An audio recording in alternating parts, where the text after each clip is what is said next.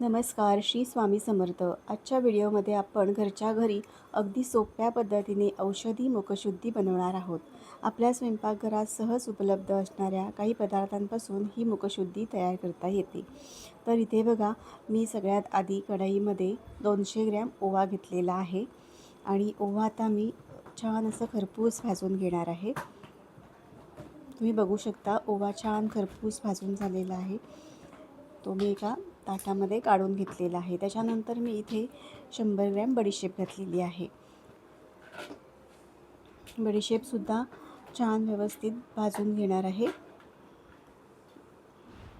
आणि बघा, आता तुम्ही बडीशेपसुद्धा छान भाजून झालेली आहे. बडीशेपसुद्धा मी आता काढून घेतलेली आहे. आता मी याच्यामध्ये धणा डाळ घालते 100 ग्रॅम. ते पण आपण छान भाजून घेऊया, धण्याची डाळ पण.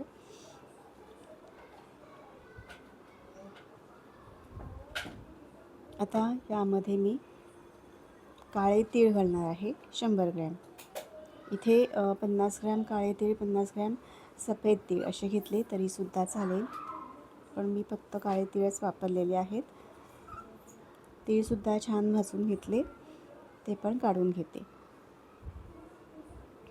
आता यामध्ये मी 200 ग्रॅम अळशी घेतलेली आहे, अळशी किंवा जवस. तर अळशीसुद्धा आपण छान खमंग अशी भाजून घेणार आहोत.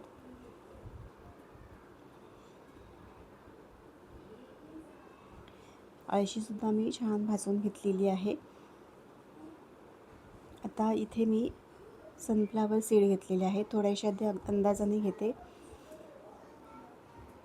आणि हे पण आपण छान भाजून घेऊया. बघा, आता छान भाजून झालेले आहेत, काढून घेते.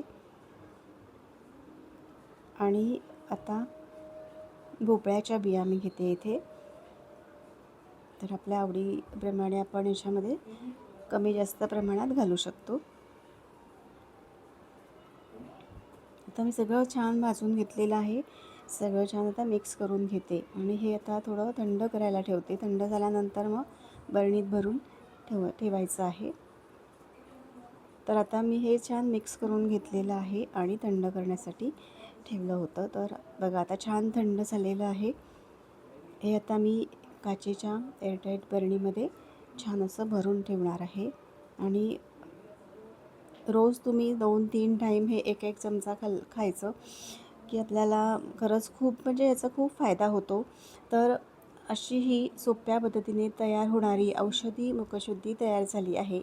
तुम्हाला ही रेसिपी आवडली असेल तर व्हिडिओला लाईक करा, कमेंटमध्ये तुमचा अभिप्राय नक्की सांगा आणि चॅनलला सबस्क्राईब करायला विसरू नका. धन्यवाद.